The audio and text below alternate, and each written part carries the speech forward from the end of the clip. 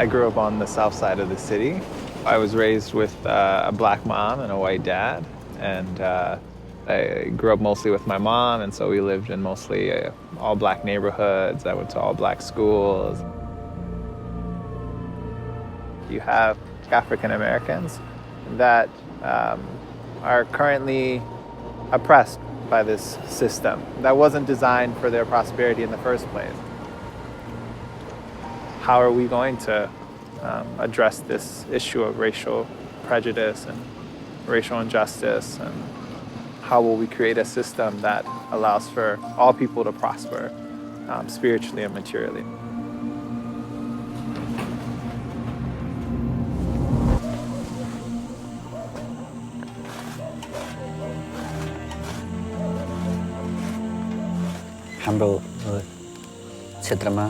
In our region, people in higher castes who work in government offices, in schools, and in public places are always in positions of authority.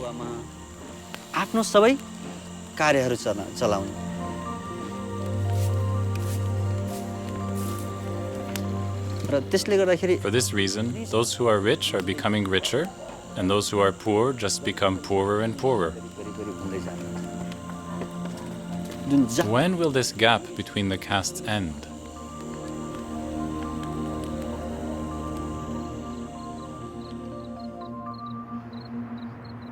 My family in particular is one of those traditional Chilean families. Religion and community life were always very present. Como muy presente. I thought there was no room to question these types of traditions, that we were just repeating.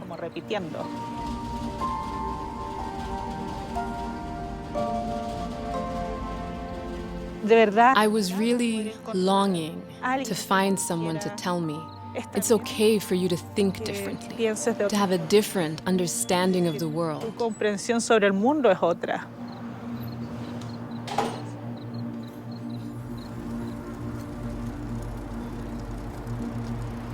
When I think of my childhood or I think of my adolescence, it was a violent society, and it was a society that was divided.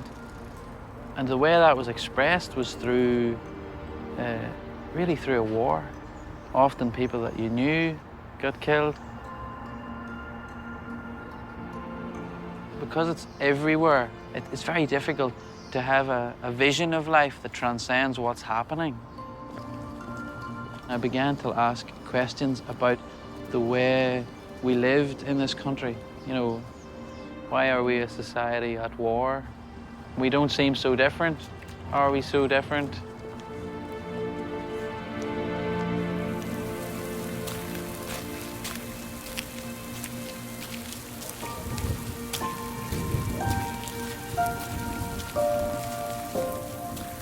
The society I was born into, and within which I grew up, has its own very beautiful traditions, and I like these traditions very much.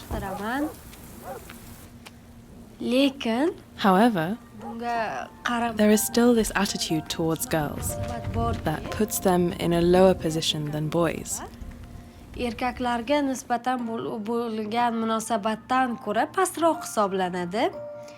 And this attitude becomes an obstacle for girls to pursue an education and fully develop their capacities.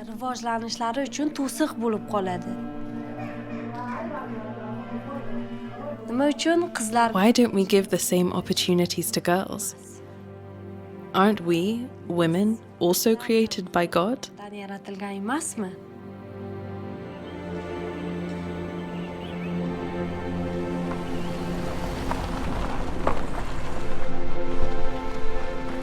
As physicians, we use the clinical method to clearly define what ailment the patient has and prescribe the specific remedy for that illness.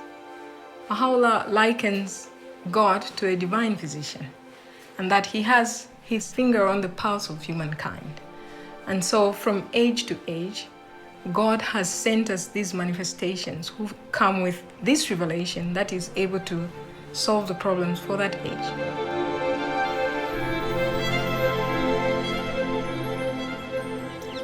So I love coming here at dawn This is a peaceful, beautiful place. This is the shrine of the Bab, who was born 200 years ago. Now, this place is full of joy and light, but at the time he was born, the world was really filled with the darkness of oppression for many people. Shiraz, Persia. The young Bab is an extraordinary boy. His astonished teacher sends him home, saying there is nothing he can teach this gifted pupil. While other children play, the Bab prefers to pray and meditate alone. As he grows up to become a young merchant, he is admired for his piety, his gentleness, and his sense of justice. The lives of people throughout Persia will, in time, come to be transformed by his presence amongst them. In the mid-19th century, there was a worldwide sense of messianic expectation.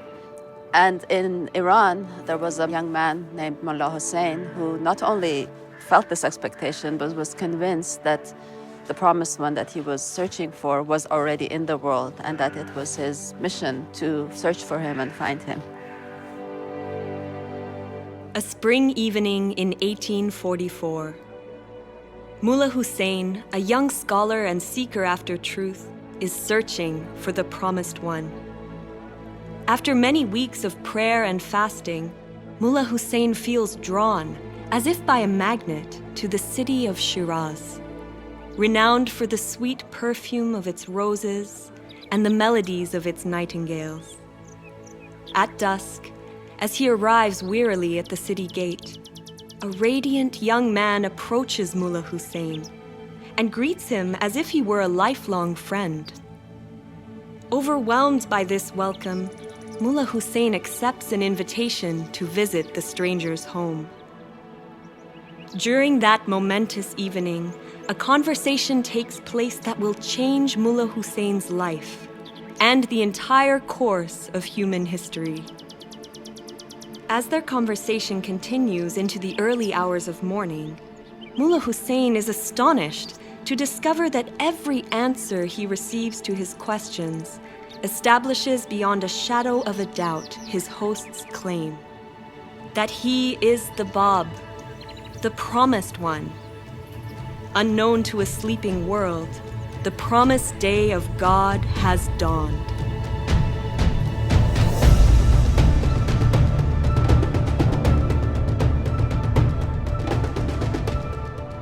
I find it so interesting that immediately following the declaration of the Bab in Shiraz, Persia at the time, halfway across the world, Samuel Morse was sending his very first Morse code from Washington, D.C. to Baltimore. May 1844. For the first time in human history, a message is sent instantly from one city to another. The message, what hath God wrought? And in a way, it's as if humankind had been given two means of communication at the same time. The declaration of the Bab opened the way for humanity to be unified in a spiritual sense. But the advancement in telecommunications since that very first Morse code has led to unprecedented development in science and technology that have unified mankind.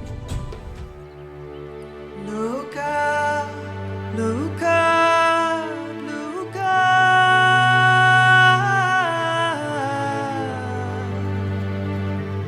Look up,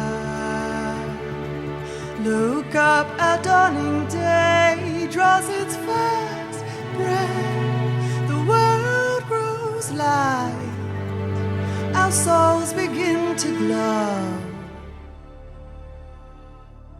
The popularity of the Bab grew to such an extent that the authorities finally saw that there was no other way to stop the spread of his faith but to execute him. So in 1850, the order for his execution was issued.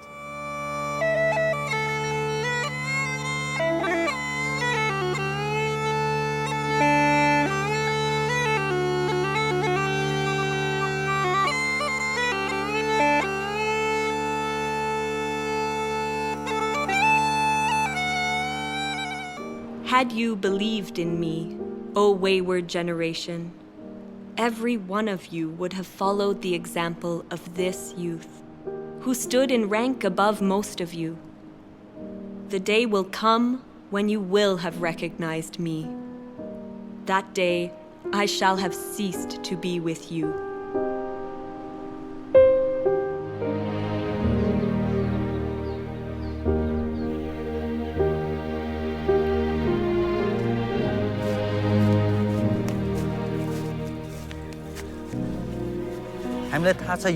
This plant started as a tiny seed. Then the seed germinated to become a new plant. Just like the seed, if the Bab had not sacrificed himself, we would not have known Baha'u'llah. The Bab means the gate. He came to open the way to a new revelation, to bring about a new civilization.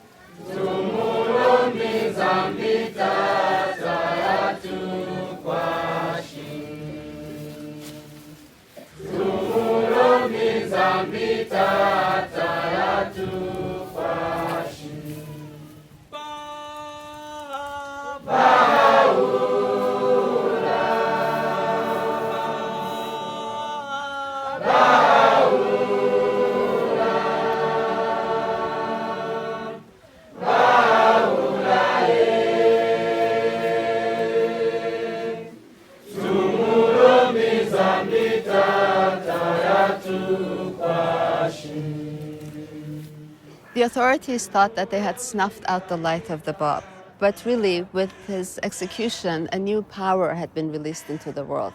He had made a decisive break with the past and prepared the way for the coming of him whom God shall make manifest, Baha'u'llah. Baghdad, April 1863. Baha'u'llah, one of the few prominent supporters of the Bab to survive the massacres of the previous years, declares to his companions that he is the great divine educator heralded by the Bab. For the next 3 decades, uninterrupted divine revelation flows from Baha'u'llah's pen, inspiring people from every background to discover their noblest qualities and create a new pattern of life. For bringing these teachings to humanity, Baha'u'llah endures imprisonment, torture, and exile. But the fire lit by the Bab, now rekindled and fanned into flame by Baha'u'llah, cannot be extinguished. Baha'u'llah counsels humanity. O contending peoples and kindreds of the earth, set your faces towards unity, and let the radiance of its light shine upon you.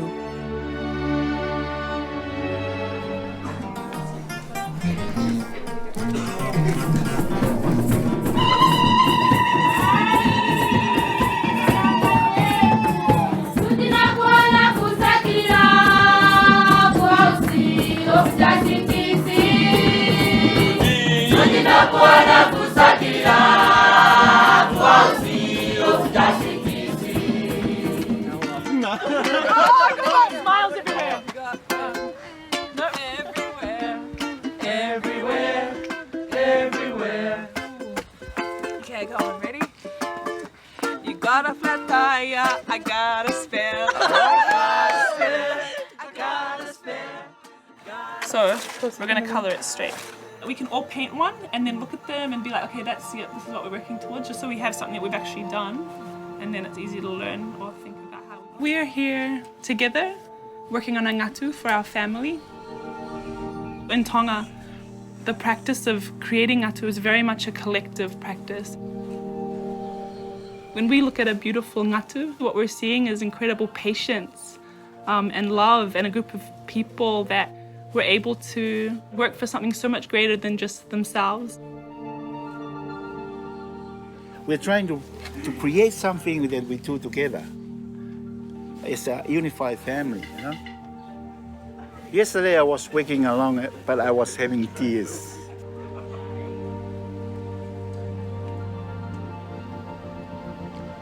Because I know it is something that will prove the unity of a family.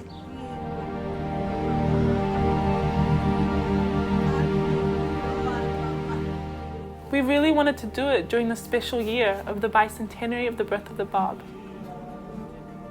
There's a beautiful quote from the Bab that says that whoever possesseth power over anything must elevate it to its uttermost perfection, so that it not be deprived of its own paradise. If we have control over the culture of our family, how do we elevate that also to perfection? If we have a vision of our communities that can be more beautiful and more unified, so we have a responsibility to try and work towards that.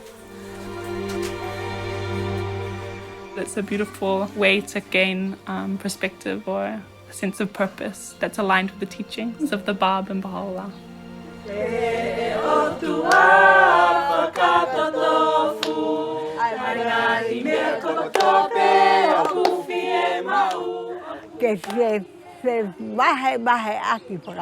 They're learning with one another, and there's understanding of how the work in the family benefits the whole community, and they are not separate things.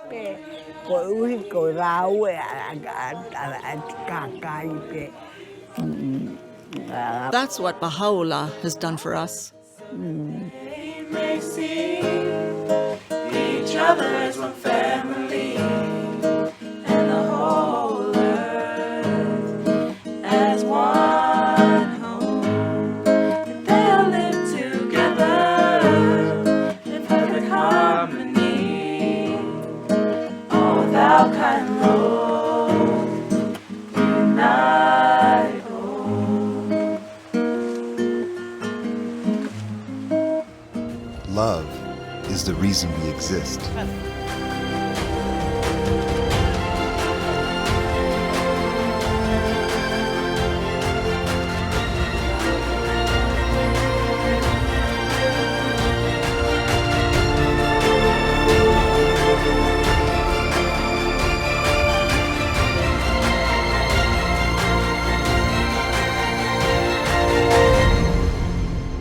O peoples of the earth, verily the resplendent light of God hath appeared in your midst, invested with this unerring book, that ye may be guided aright to the ways of peace, and by the leave of God step out of the darkness into the light, and onto this far extended path of truth.